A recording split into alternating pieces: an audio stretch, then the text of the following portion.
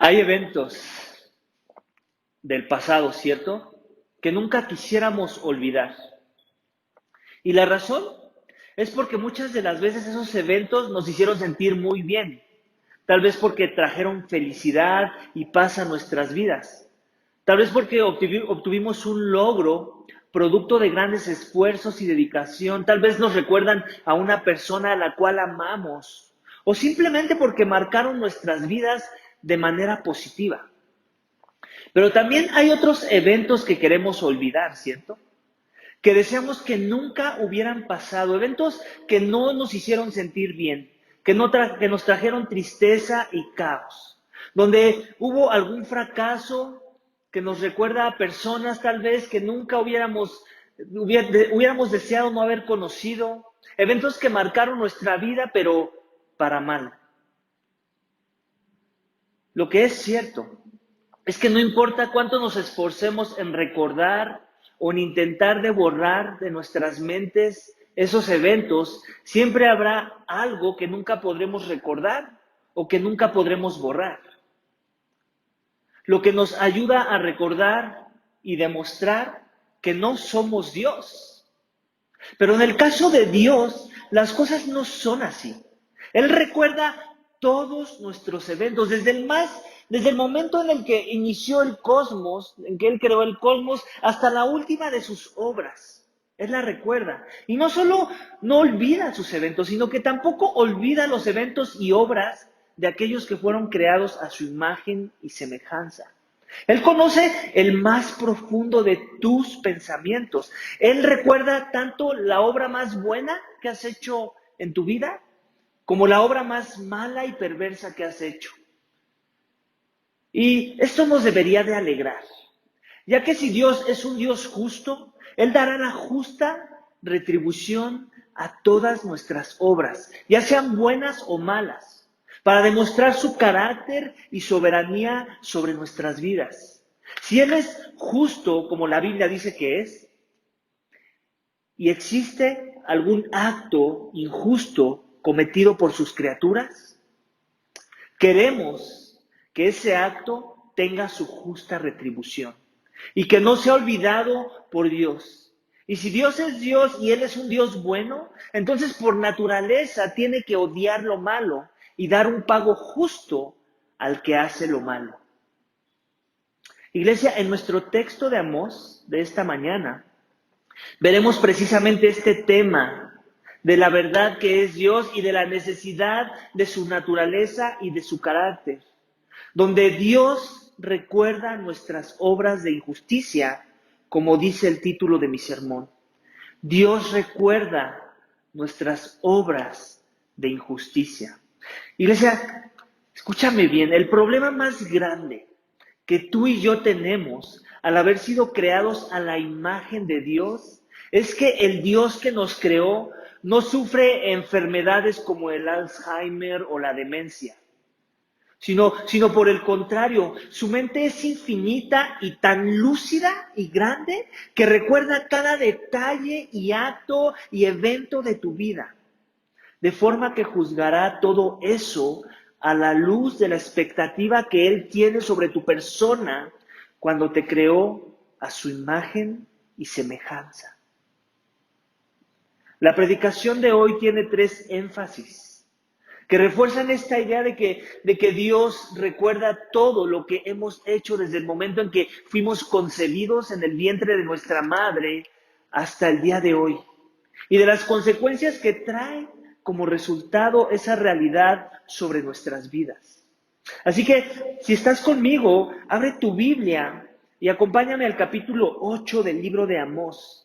Vamos a leer los primeros versículos. Ya leímos los primeros del 1 al 3 la semana pasada. Vamos a continuar donde nos quedamos, versículos 4 al 7, para ver el primer énfasis de ellos. Y dice así, capítulo 8 del libro del profeta Amós, versículo 4.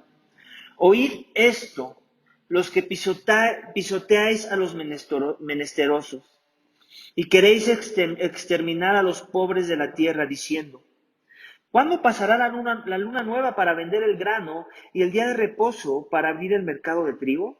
achicar el efad, aumentar el ciclo y engañar con balanzas falsas? Para comprar por dinero a los desvalidos y a los pobres por un par de sandalias y vender los desechos del trigo. El Señor ha jurado por el orgullo de Jacob, ciertamente nunca me olvidaré de ninguna de sus obras. El año pasado, recuerdo, alguien se me acercó, era más o menos en las fechas de las vísperas de la Navidad, y se me acercó pidiéndome un préstamo de 5,000 pesos, que supuestamente me iba a pagar cuando viniera el tiempo de los aguinaldos que dan a fin de año en los empleos. Para entonces yo tenía ese dinero ahorrado y lo más seguro es que se lo hubiera prestado, pero hubo algo que me detuvo y esto es el hecho de recordar, ya que esta misma persona había estado pidiendo préstamos de dinero a un gran número de personas que conocíamos en común, los cuales me enteré aún no tenían su dinero de regreso. Esta persona había olvidado, de hecho, también que anteriormente ya me había pedido prestado un dinero, el cual aún no me había regresado. Y la cual, por cierto, le presté sin ninguna esperanza de obtenerlo de regreso. Pero el acto quedó registrado en mi mente, lo recordé. Hay otros eventos que me enteré donde esta misma persona falsificó un documento para obtener una mayor ganancia en su trabajo. Eso también quedó registrado en mi mente. De forma que todos estos registros en mi mente me ayudaron a refrenar la bendición de prestarle dinero a esa persona. Que no dudo en lo absoluto que necesitaba ese dinero, pero su récord de pecado me refrenó de hacerlo. Pues al hacerlo yo hubiese sido cómplice de un patrón pecaminoso que era evidente en la vida de esa persona, donde la avaricia y el aprovecharse de los recursos de los demás era una práctica en su vida. Pero también me ha pasado, tengo que confesar, que he dado algún beneficio que debía haber refrenado a alguien por causa del olvido, porque no tengo el récord completo del abuso de esa persona sobre los que le extienden la mano en su vida. Como acabamos de leer, iglesia, a Dios no se le escapa una.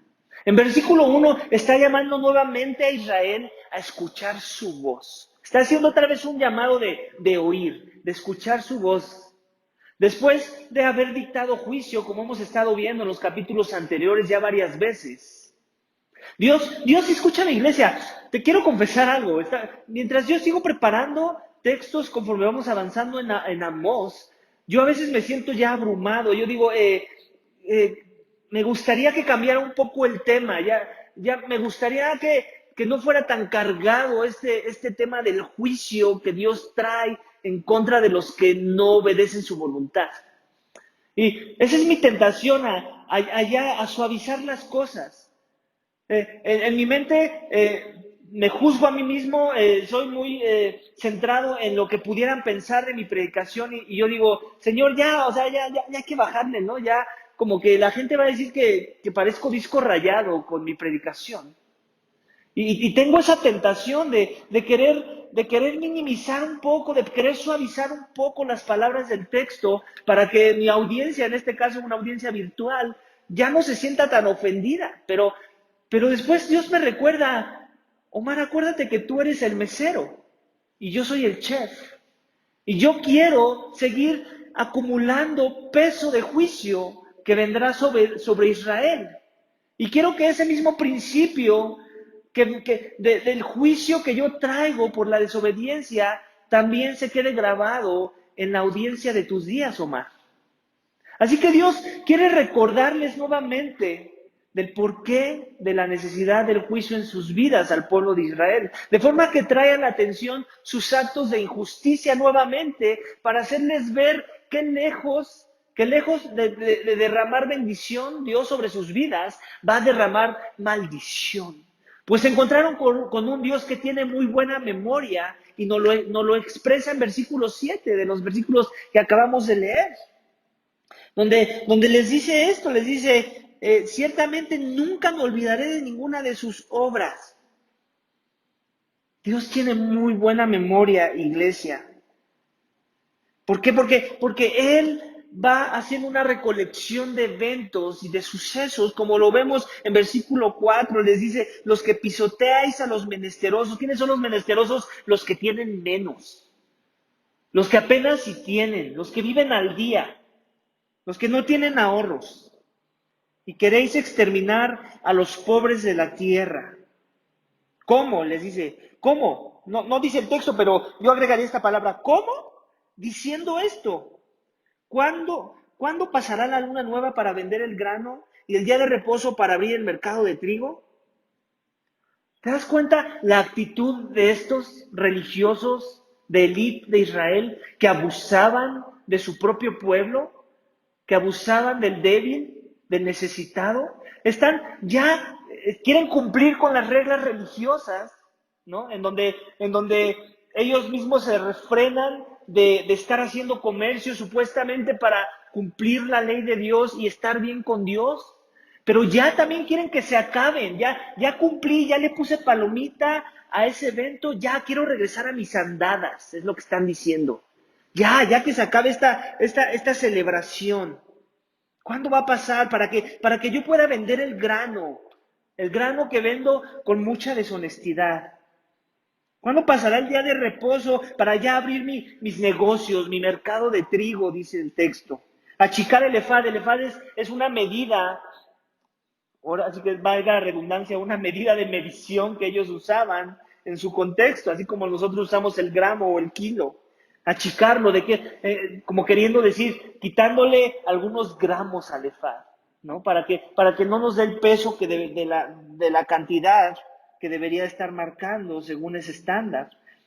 Aumentar el ciclo es eso, recuerdas, ahorita ya son la mayoría de las balanzas digitales, pero en tiempos anteriores, si te tocó todavía, les ponían pesos a las balanzas con ciertos metales. De eso está hablando, aumentar el ciclo. ¿Y eso qué iba a provocar? Pues que lo que pusieras en contrapeso a eso iba a pesar menos, ¿no? Si ibas a vender oro y ese oro que tú vendías pesaba, no sé, 300 gramos, pues si aumentas el ciclo, pues seguramente vas a reducir el peso de ese oro y obviamente como consecuencia vas a pagar menos por ese oro si te dedicas a comprar oro o monedas. Dice, y engañar con balanzas falsas, es la misma idea. Entonces, eso era lo que ellos hacían y eso era lo que Jehová les estaba recordando. Porque tal vez ellos pensaban que Jehová no estaba tan al pendiente de esas cosas, que Dios andaba por ahí papaloteando, perdiendo el tiempo, jugando a ser Dios. Pero no, Dios está en todos los eventos. Él tiene, escúchame bien, Dios tiene un registro de tus injusticias, tanto como lo tiene de ellos. Ese es el primer énfasis de mi sermón. Dios tiene un registro de tus injusticias. Que no se nos olvide eso. Él está en cada detalle. Si la Biblia dice que Dios tiene nuestros pelos de la cabeza contados, ¿te imaginas?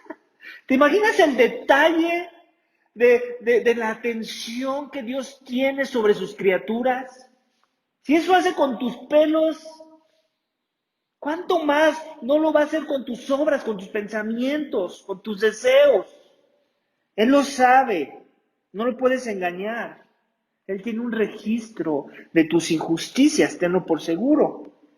Luego continúa el 6, para comprar por dinero a los desvalidos y a los pobres por un par de sandalias y vender los desechos del trigo. ¿Te das cuenta? Anteriormente habíamos visto una frase similar en un texto pasado, pero que vendían a los desvalidos, que vendían, pero en este caso está diciendo que compran.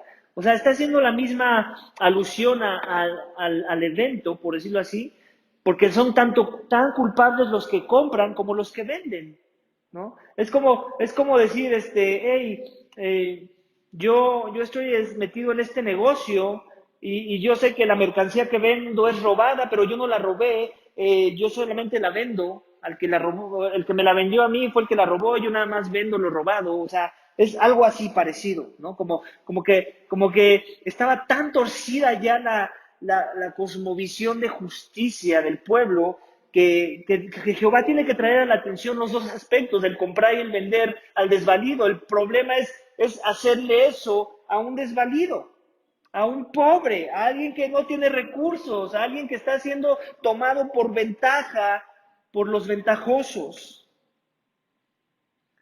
Pero Dios dice que Él tiene un registro. Dios tiene un registro de esas transgresiones. Él ciertamente nunca se olvidará de ninguna de sus obras.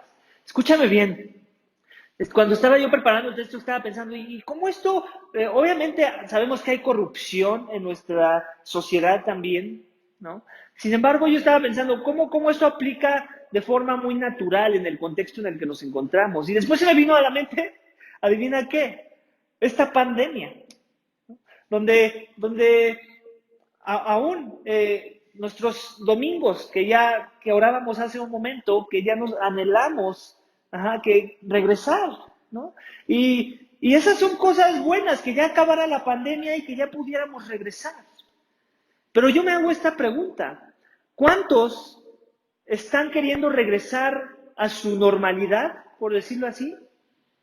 Pero siguen con una actitud igual que la que vemos en el texto esta mañana, igual que la que Israel tenía en su contexto, en donde no están dispuestos a cambiar nada, en donde lo único que están pensando es ya regresar a sus negocios, ya regresar a las andadas. Eso es lo que están esperando, que esto ya termine para volver a las andadas, en vez de que cambien su perspectiva, en vez de buscar a Dios, pero en los términos de Dios, como ya hemos dicho en algún mensaje pasado, para que sus obras den frutos donde reina la justicia y no frutos podridos que se asemejan a los del Israel que vemos en el texto esta mañana. ¿Acaso ese eres tú? ¿Acaso te frustra ahorita el hecho de que no puedes continuar en tus negocios?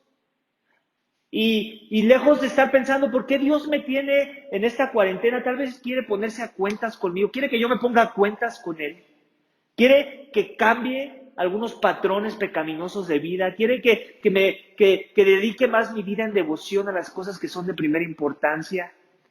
Muchos, me atrevo a decir que muchos que se dicen cristianos, solo se están quejando de esta pandemia, más de lo que están pensando cómo Dios quiere usar este aislamiento, cómo Dios quiere usar que cerró mi negocio, cómo Dios quiere usar que ya no puedo venir los domingos a gastar tiempo con los santos en la iglesia para trabajar en mi vida, para trabajar en mi justicia, para recalibrar mi justicia, porque se ve más como injusticia en muchas áreas que como la justicia que Dios quiere que yo refleje en mi vida.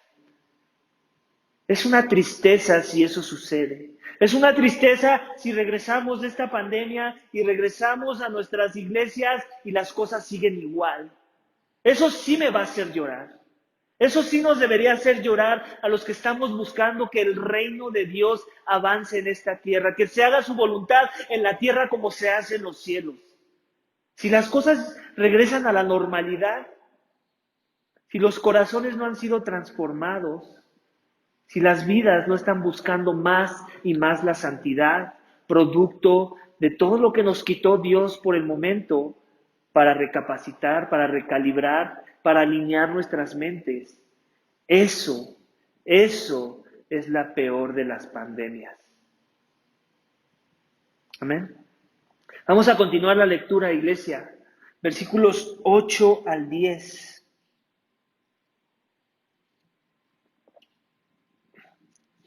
¿No temblará por esto la tierra y hará duelo todo aquel que habita en ella? Subirá toda ella como el Nilo, se agitará y menguará como el Nilo de Egipto. Y sucederá que en aquel día declara el Señor Dios: yo haré que el sol se ponga al mediodía y que la tierra en pleno día se oscurezca. Entonces cambiaré vuestras fiestas en llanto y todos vuestros cantos en lamento, y pondré cilicio sobre todo lomo y calvicie sobre toda cabeza. Haré que sea como duelo por único hijo y su fin como día de amargura.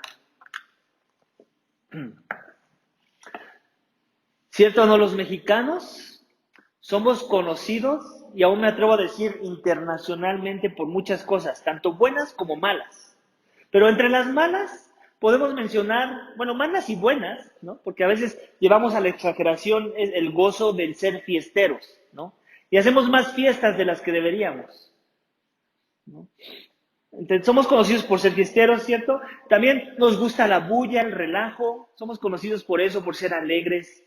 Somos los reyes de los memes en las redes sociales. Y también somos conocidos por algo malo, por la corrupción. Tenemos dichos como el que no tranza, no avanza dentro de nuestra cultura, ¿cierto? Camarón que se duerme se lo lleva la corriente. El que se fue a la villa perdió su silla, muy inocente, ¿cierto? Pero ventajoso. El mundo es para los vivos y no para los mensos, etcétera. Estos son solo algunos de los dichos que permean nuestra cultura. Y no son solo dichos, son hechos, son acciones, son cosas que nos representan muchas de las veces. Y mucho de lo que hacemos está tan arraigado a la cultura que a veces se nos olvida que eso que estamos haciendo o pensando o aprobando de los demás está mal.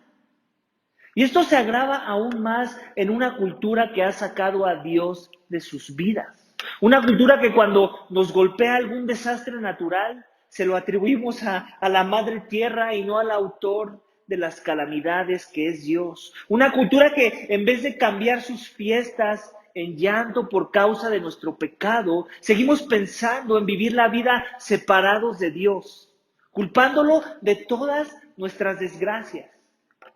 Porque no entendemos que Dios es un Dios santo, un juez bueno y justo que odia el pecado y que castiga la iniquidad, que recuerda todas nuestras obras y que traerá juicio sobre los que obran injusticia, como dice el segundo énfasis de mi sermón, el segundo. Él traerá juicio a los que obran injusticia. Y lo vemos en el texto nuevamente con Israel. ¿Recuerdas? Inició el pasaje de Amós, capítulo 1, versículo 1, dándonos, nos está poniendo más o menos en el tiempo y el espacio el autor del libro, y nos dice dónde es cuando él profetiza sus visiones que Dios le reveló, y nos dice los nombres de los reyes que gobiernan en el reino del norte y en el reino del sur, pero también nos habla sobre un terremoto, ¿recuerdas? 2 años antes del terremoto. Bueno, pues aquí otra vez se trae a la atención este preciso terremoto. Y dice, no temblará la tierra por esto, y hará duelo todo aquel que habita en ella. Ahí está, esa es la conexión que tenemos que hacer. El terremoto del que estaba hablando Amós en capítulo 1, versículo 1, es este mismo terremoto que iba a traer Dios sobre sus vidas, para ver si volteaban a verlo a él, para ver si dejaban de enfocarse en ellos mismos y por un momento podían poner su enfoque en la persona de Dios. Entonces, de este terremoto está hablando, de este que hará duelo a todo aquel que habite en aquella tierra. Y si en algo estamos familiarizados con el texto es con terremotos, ¿cierto? Si eres de la Ciudad de México en particular, los terremotos es algo que azota seguido a nuestra ciudad y que cuando lo azota con poder, también podemos ver el caos y la destrucción que un terremoto puede provocar sobre una región y el duelo que provoca en los corazones de las personas, los que habitamos esa ciudad. Bueno, pues Jehová está diciendo que Él los envía. Él los envía, que no te quede la menor duda. Y Él tiene propósitos en medio de esa calamidad. Luego sigue y acumula esta idea, dice, esta idea de que Dios trae juicio y dice, subirá toda ella como el Nilo, se agitará y menguará como el Nilo de Egipto. Está comparando el terremoto mismo de esa tierra que va a ser sacudida con el río Nilo. Si eres un israelita, tú en el contexto de Israel en aquel entonces, para ellos sabían que representaba el río Nilo. Para Egipto era básicamente una fuente natural que los hacía la cultura que eran, de alguna forma. Era un recurso que muy rico para la región y para que ellos pudieran establecer sus moradas y obviamente alimentar la tierra y a ellos mismos. Es un río grande y vasto, un río lleno de fuerza, de poder, de agua. Entonces está comparando ese terremoto como ese río que se agita. En nuestro contexto a mí se me ocurre pensar en el río que alimenta las cataratas del Niágara. Si alguna vez has tenido la oportunidad de estar ahí y te paras ahí donde exactamente cae la catarata, es inmensa la fuerza y el poder con la que es impulsada esa agua para que caiga en ese desfiladero que forma la catarata, y puedes ver el poder, la fuerza del río. Cualquiera que caiga en ese río, ya que se dé por muerto. Dios está haciendo alusión al Nilo en el contexto de Israel, con ese terremoto que iba a traer, que iba a hacer que mengüe la tierra, como cuando a veces mengua el río Nilo de Egipto. Y sucede que en aquel día, declara el Señor, en el 9 leemos: yo haré que el sol se ponga al mediodía y que la tierra en pleno día se oscurezca. En mi estudio estuve viendo qué se trataba este versículo, y los estudiosos, los comentaristas que leí, hacen referencia a un eclipse que sucedió en los tiempos de Amós, en los tiempos que básicamente él profetizó esto para el pueblo de Israel. Entonces, Dios estaba haciendo esas señales para reforzar la proclamación de lo que Amós vino a traer a ese pueblo en el contexto. Pero también se me ocurre pensar en cómo es que cuando la presencia de Dios está y mora con los hombres, lo podemos ver por lo que tenemos del libro del Éxodo. ¿Cómo es que la tierra se oscurece? ¿Cómo Él es como esa nube, ¿cierto? Que recuerdas la nube que acompañó a los israelitas mientras salían de Egipto, y cómo la nube oscurecía a su camino, y también había una llama de fuego o fuego que los acompañaba. Entonces, también es esa idea de cuando Dios está ahí, su presencia se siente de diferentes formas, y esta es una de ellas, ¿no? Como esa nube. Entonces, les dice en el 10: entonces cambiaré vuestras fiestas en llanto y todos vuestros cantos en lamento. ¿Te das cuenta? Él está reconociendo que ellos necesitan esto para que entonces puedan voltearlo a ver a Él. Pondré cilicio sobre sus lomos y calvicie sobre toda cabeza. Los que están familiarizados con cómo es que se muestra arrepentimiento en el Antiguo Testamento, cómo es que se muestra gran dolor de algún pecado en el Antiguo Testamento, básicamente eran parte de los rituales que hacían. Se rapaban la cabeza las personas, se ponían cilicio en los lomos. Y luego les dice: haré que sea como duelo por hijo único, y su fin como día de amargura. Esto es ya de por sí algo, es el clímax de querer transmitir lo doloroso que viene el juicio sobre sus vidas. Yo tengo 3 hijos, y no importa cuál me arrebata Dios en este momento, si esa fuera su voluntad. No me imagino el dolor siquiera que voy a sentir si llega a suceder eso antes de que yo muera, de que yo parta de este mundo. ¿Cuánto más debe ser cuando solamente tienes un hijo? No tienes otros que te van a quedar si se te muere uno. Es el único y nada más. Básicamente Dios les está diciendo también con esta ilustración, el tamaño del dolor que van a sentir en aquel día que Él derrame juicio sobre sus vidas. Es lo que Dios está haciendo. El juicio que es necesario y el dolor que es necesario experimentar cuando hemos ofendido a Dios. Y aquí quiero aclarar algo.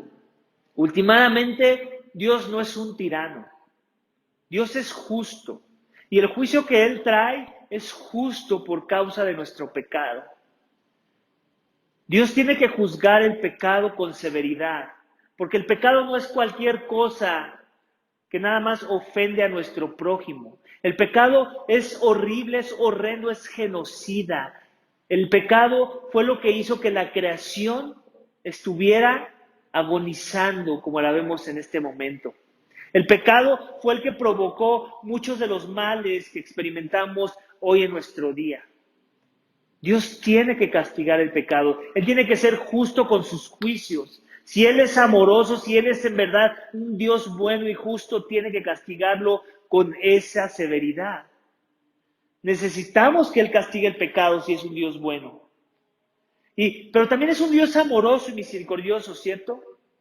Así que Él propuso una forma en la que iba a justificar el pecado. Y tiene que ver con esta idea que leemos en el último renglón, el penúltimo renglón del versículo 10, con la idea de matar hijos. Dios envió a su único hijo, a Jesús, el Dios hombre, aquel que vino a vivir una vida perfecta que ni tú ni yo pudimos vivir, aquel que no vino a cometer ninguna injusticia, que nunca abusó de los pobres, que nunca tomó ventaja de nadie, que nunca cometió mal alguno, era perfecto, santo, puro, sin manchas, sin pensamientos impuros, sin deseos impuros, sin acciones que estuvieran enfocadas en glorificarse a sí mismo, sino toda la gloria se la quería dar a su Padre. Ese es Cristo. Ese es el Hijo de Dios que vino a mostrarnos la forma de tener una relación correcta con Dios. Pero ese mismo Hijo, dice la palabra de Dios, que sufrió y padeció, que fue puesto a muerte, fue ejecutado. Y la Biblia dice que el que lo ejecutó, independientemente de quiénes fueron instrumentos para llevar a cabo esa ejecución, el que lo ejecutó fue su propio Padre Celestial. Fue el que lo planeó y el que lo ejecutó. Para eso fue enviado, para morir. El bebé fue enviado para nacer, pero tenía un propósito, morir. ¿Para qué? Para pagar nuestros pecados. Dios mató a su Hijo único para que el día de la amargura no llegara a tu vida y a mi vida. Porque de no ser así, de no ser que Dios tiene que lidiar con su justicia de alguna forma, esa justicia tendría que caer sobre los pecadores como tú y como yo. Pero Dios en su misericordia envía al Hijo para que Él tome nuestro lugar, para que el justo muera por los injustos, para que los injustos podamos vivir por el sacrificio que Él ha hecho, para que nuestras calamidades, todos nuestros sufrimientos, nuestros dolores, últimamente puedan ser borrados un día, puedan ser borrados de nuestra memoria un día, porque Dios va a traer bendición por medio del sacrificio de su Hijo. Escúchame, Dios envía calamidades, Él envía temblores, pandemias, Él nos da gobiernos fallidos para que pongamos nuestros ojos en el Hijo y escapemos el juicio que merecemos por nuestras obras de injusticia. Para que voltemos a ver al Hijo y dejemos de enfocarnos en las cosas horizontales de este mundo que no nos ayudan a escapar la ira. El juicio ya llevó la ira por ti y por mí esta mañana. Lo único que necesitas es venir a Él, creer que Él murió por tus pecados en esa cruz, que esos pecados en esa cruz fueron clavados en esa cruz. Si quieres, vamos al versículo que dice eso, si no me crees. Dios lleva un récord de tus pecados, sí, pero también Dios ya canceló ese récord a todos aquellos que han puesto fe y esperanza en su Hijo. Colosenses 2, versículo 13 dice: y cuando estabais muertos en vuestros delitos y en la incircuncisión de vuestra carne, Dios os dio vida juntamente con Él, refiriéndose a su Hijo Jesucristo, habiéndonos perdonado todos nuestros delitos, habiendo cancelado el documento de deuda que consistía en decretos contra nosotros y que nos era adverso, y lo ha quitado de en medio, clavándolo en la cruz. ¿Te das cuenta? Imagínate ese documento, ese rollo gigante que si lo midiéramos en cantidades mediría kilómetros de todos tus pecados. Dios dice que lo que hizo con ese rollo, lo enrolló, agarró un clavito y lo metió en la cruz de su Hijo, por ponerlo de forma ilustrativa. Y es Es por eso que le dio ese trato a su hijo. Lo trató como el que hubiera cometido los pecados que contenían ese rollo. Lo trató como el culpable para ti declararte justo e inocente si pones tu esperanza en el Hijo. Para que tus pecados sean borrados, para que tú seas perdonado, para que tú seas reconciliado con Dios, para que la ira de Dios no sea derramada sobre ti, para que comiences a caminar una vida justa en el poder del Espíritu que resucitó a Cristo de entre los muertos 3 días después de su muerte. Para que tus pecados Dios no los recuerde más, porque los clavó ese día en esa cruz. Dios sí olvida algo, hay una cosa que sí olvida, y son tus pecados, cuando has puesto tu esperanza y fe en la persona de Cristo, cuando en verdad te has arrepentido de corazón, y como resultado de que eso es verdad, ahora le sigues y le buscas y le adoras y vives para Él y Él es tu prioridad y tu dinero es para Él y tu tiempo es para Él y tu inteligencia es para Él y tus relaciones son para Él. Todo es para Él. Esa es la muestra de la fe salvífica. Aún tu arrepentimiento continuo es para Él. Todo es para Él cuando en verdad has recibido la salvación. Te hago la pregunta, ¿tú has recibido la salvación? ¿Has sido redimido por el Hijo? ¿Has confiado este mensaje? ¿Es el Hijo tu Señor? ¿Él es tu Salvador? ¿Vives a la luz de la identidad que ahora Él te ha dado en Él? ¿En realidad vives como un hijo del reino? O cualquiera que te ve diría, este es un hipócrita. Este dice que es cristiano, pero ve su vida. No refleja nada de piedad y mucho menos arrepentimiento de sus pecados. ¿Cuál eres tú? ¿Cuál es tu más grande necesidad? ¿Que se acabe esta pandemia o que vengas al Hijo? ¿Que te devuelvan tu trabajo, que te vuelvan a subir tu sueldo, que puedas abrir tu negocio o que vengas al Hijo? La palabra esta mañana te invita a que venga el Hijo porque Dios ya sufrió el lamento más grande en la persona de su Hijo por nosotros, para que nosotros no suframos el juicio que viene contra todo aquel que obra injusticia. Amén. Vamos a continuar leyendo versículos 11 del capítulo 8 de Amós. Dice, aquí vienen días, declara el Señor, en que enviaré hambre sobre la tierra. No hambre de pan ni de sed de agua, sino de oír las palabras del Señor. Y vagarán de mar a mar y del norte hasta el oriente. Andarán de aquí para allá en busca de la palabra del Señor, pero no la encontrarán. En aquel día las doncellas hermosas y los jóvenes desfallecerán de sed. Los que juran por el pecado de Samaria y dicen, viva tu Dios, oh Dan, y viva el camino de Beersheba, caerán y nunca más se levantarán.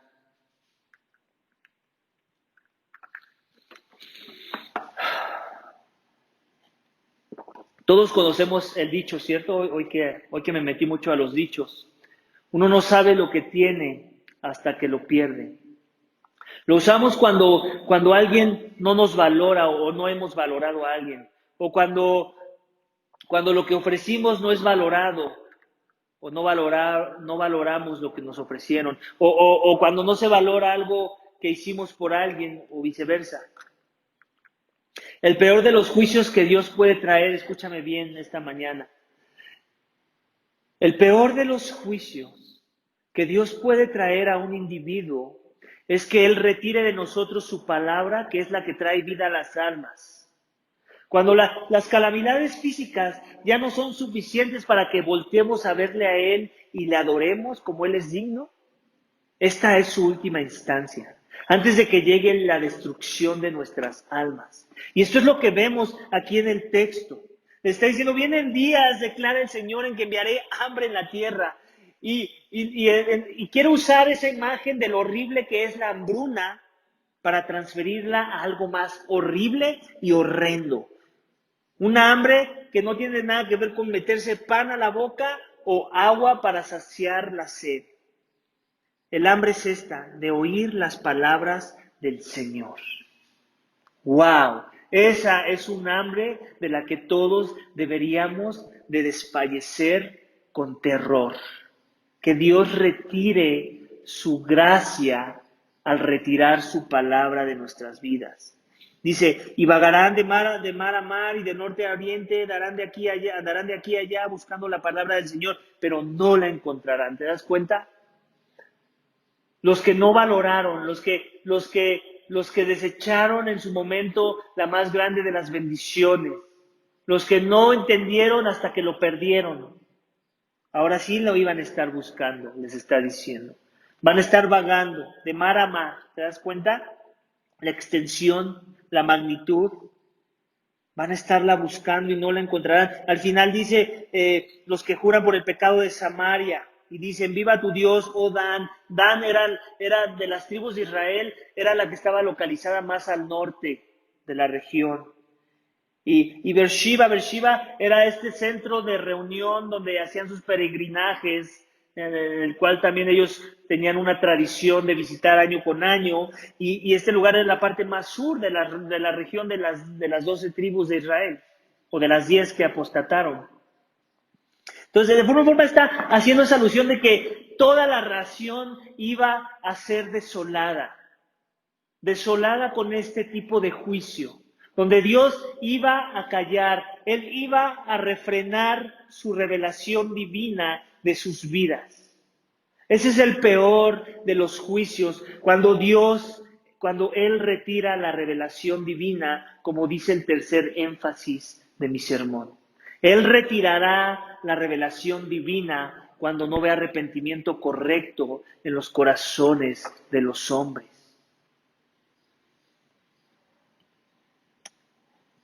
De alguna forma les estaba dictando sentencia de juicio final a los israelitas. Les está diciendo, en aquel día las doncellas hermosas y los jóvenes desfallecerán de sed. ¿En quién sino en la juventud tiene su esperanza en las naciones? ¿Cierto? Es la juventud la que nos va a sacar adelante. Es la juventud la que viene con las nuevas ideas y los nuevos proyectos. Pero cuando Dios dice que la juventud desfallecerá de sed, ¿qué le está diciendo a esa nación? Cuando Dios le dice que la juventud, que los jóvenes desfallecerán de sed, los hombres, ¿qué le va a pasar a esa nación? ¿Cuál es el futuro de esa nación? Sino que va a perecer.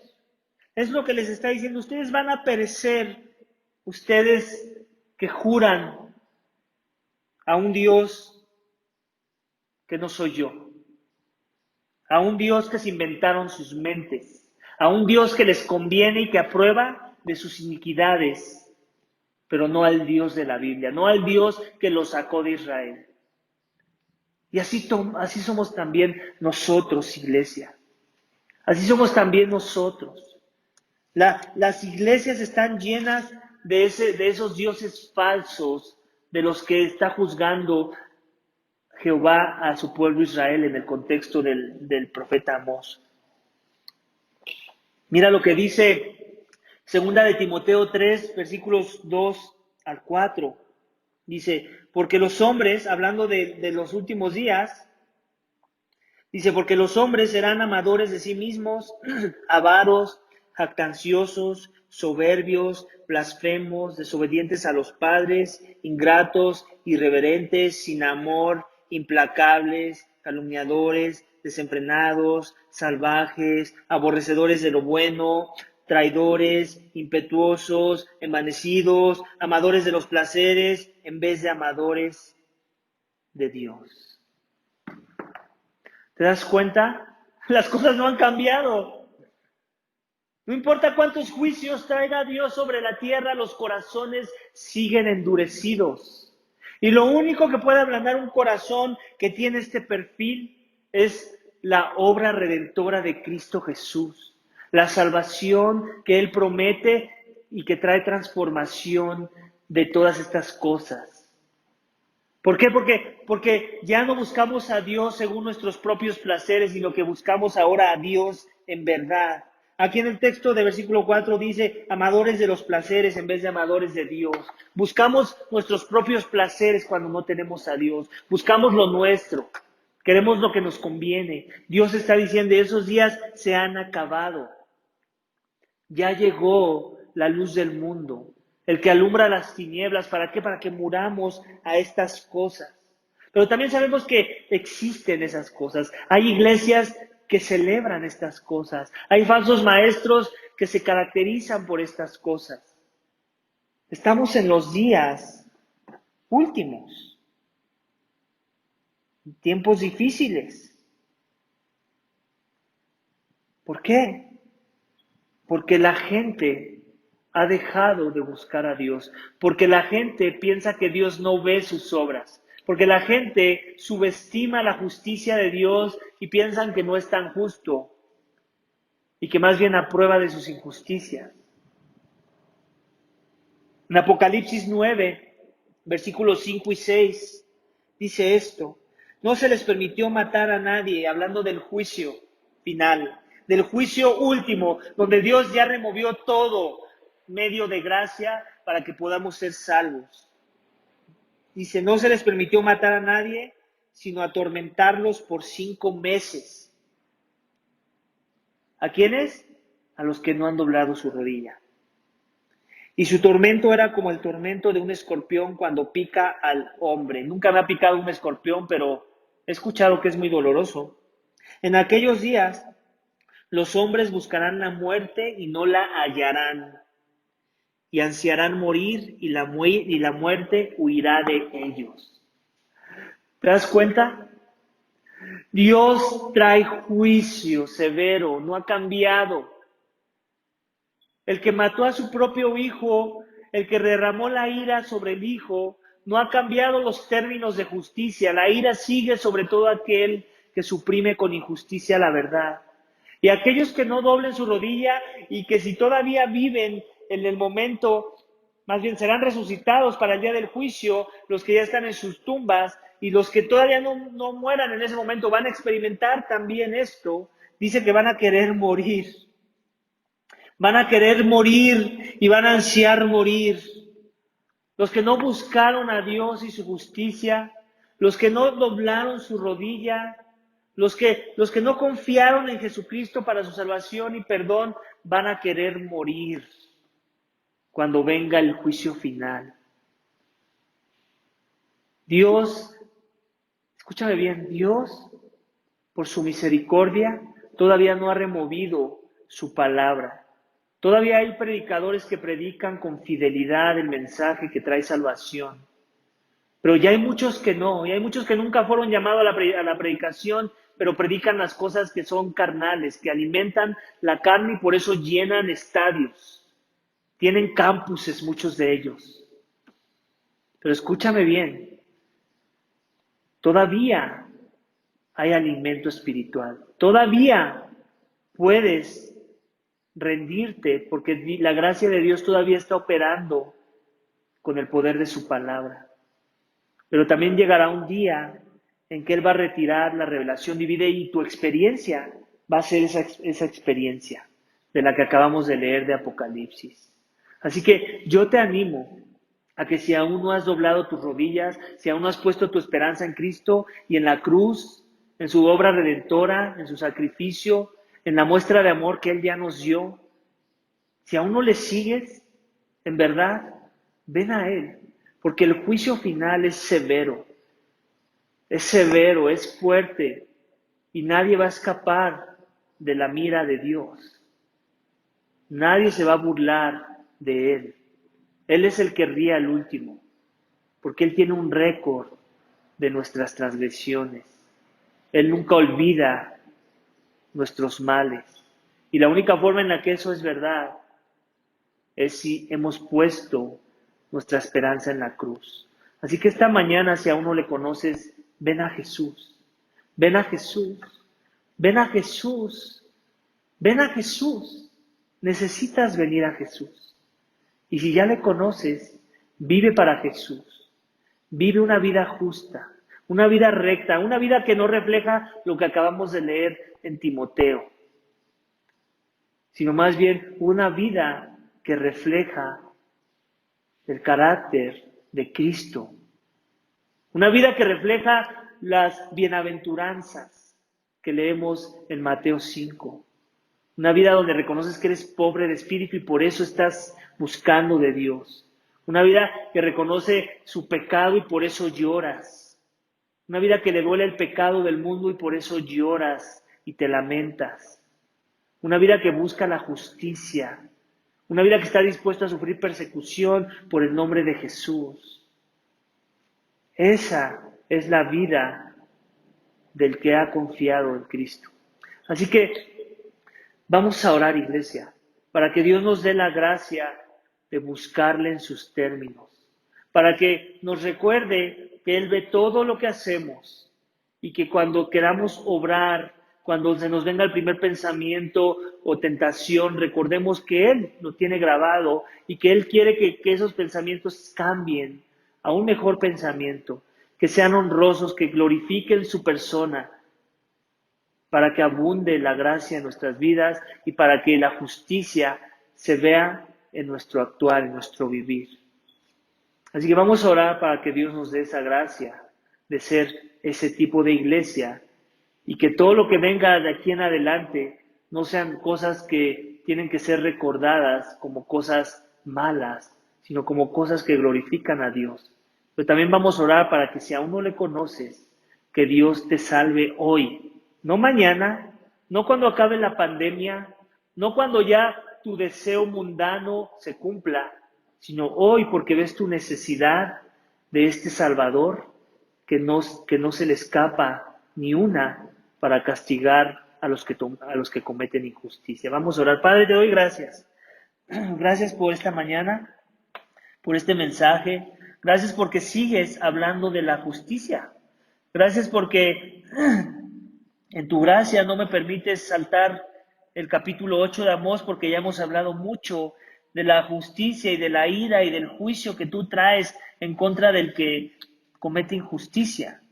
Padre, gracias porque tu injusticia, tus juicios y tu advertencia de juicio es una forma más en que nos revelas tu misericordia y tu paciencia para con nosotros, en donde nos das la oportunidad de arrepentirnos esta mañana si es que aún no lo hemos hecho, en donde nos ayudas a recalibrar nuestras mentes y a recordar que tú quieres seguir transformando nuestras vidas, que no hemos llegado a la estatura del varón perfecto, que tú quieres seguir cambiando los corazones de tu pueblo a la imagen y semejanza de tu Hijo. Señor, ayúdanos a que eso sea verdad en nuestras vidas.